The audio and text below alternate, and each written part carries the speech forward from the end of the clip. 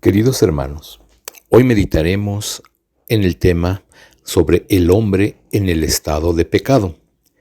¿Cuál fue el origen y el carácter esencial del pecado? La Biblia nos enseña que la raíz de todo mal moral en el mundo radica en el primer pecado de Adán, quien fue la cabeza natural y representante del hombre.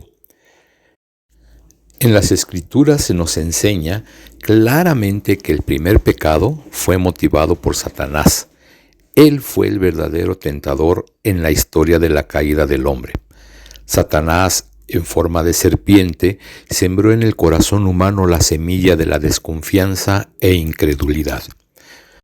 El apóstol Pablo recomendó a los corintios lo siguiente: temo que como la serpiente con su astucia engañó a Eva, vuestros sentidos sean de alguna manera extraviados de la sincera fidelidad a Cristo.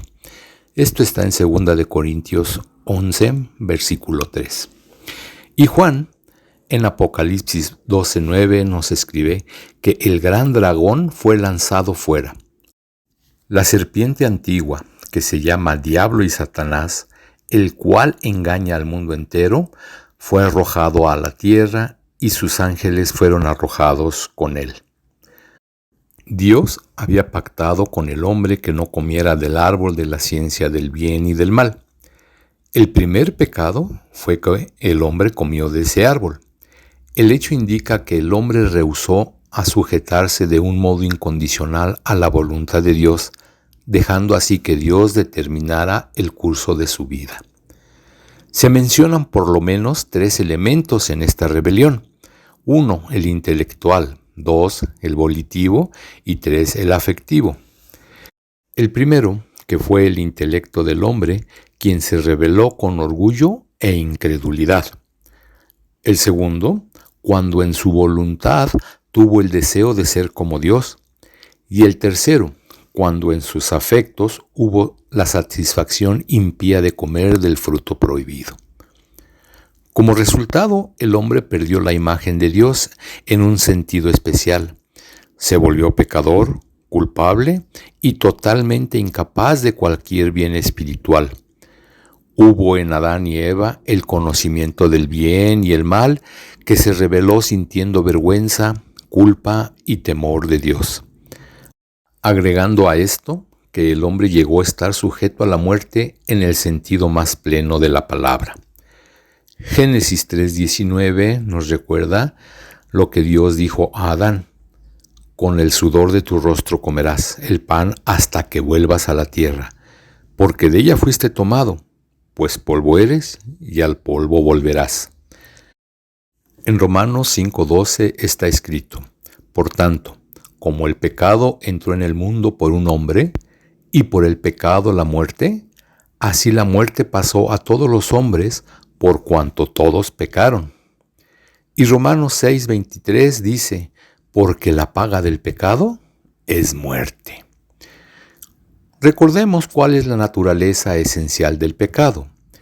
En la Biblia se nos enseña que el pecado es un mal moral del que el hombre es directamente responsable, pues hace lo contrario a lo que la ley de Dios especifica, y eso lo pone en sentencia de condenación.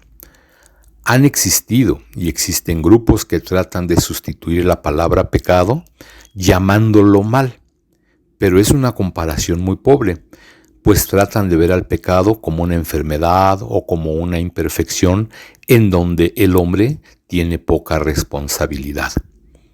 La palabra de Dios es muy clara cuando nos habla acerca del pecado, advirtiéndonos en muchas ocasiones que el que no obedece lo dispuesto por Dios está sujeto a castigo. Así lo dice la palabra de Dios. En 1 de Juan, capítulo 3, versículo 4, dice: todo aquel que comete pecado infringe también la ley, pues el pecado es la infracción de la ley. Y Romanos 2:12 nos recuerda: porque todos los que sin ley han pecado, sin ley también perecerán, y todos los que bajo la ley han pecado, por la ley serán juzgados. También debemos recordar que en la Biblia nos dice que todos los hombres somos culpables en Adán y por lo tanto nacemos con una naturaleza corrompida.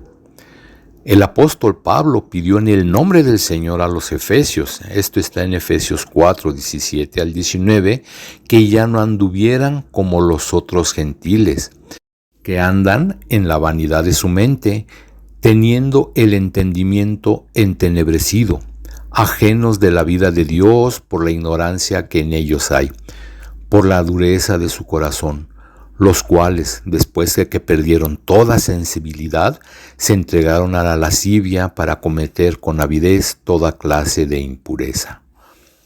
También debemos recordar que el pecado tiene su asiento en el corazón, que en la psicología bíblica es el órgano central del alma del cual surge la vida, y que su influencia se expande sobre el intelecto, la voluntad y los sentimientos. Proverbios 4:23 dice que sobre toda cosa guardada, guarda tu corazón, porque de él mana la vida. Y Lucas 6:45 dice que el hombre bueno del buen tesoro de su corazón saca lo bueno, y el hombre malo del mal tesoro de su corazón saca lo malo, porque de la abundancia del corazón habla la boca.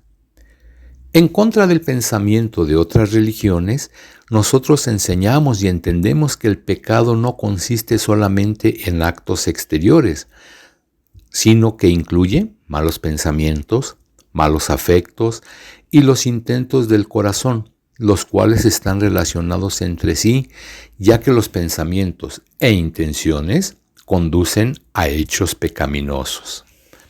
Gálatas 5, 16 y 17 dice: digo pues, andad en el Espíritu, y no satisfagáis los deseos de la carne, porque el deseo de la carne es contra el Espíritu, y el del Espíritu es contra la carne.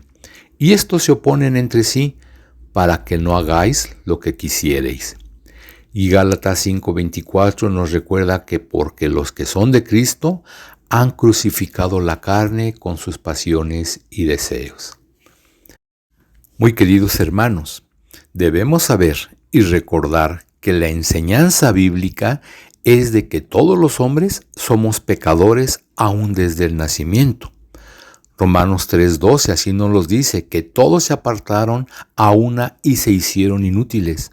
No hay quien haga lo bueno, no hay ni siquiera uno.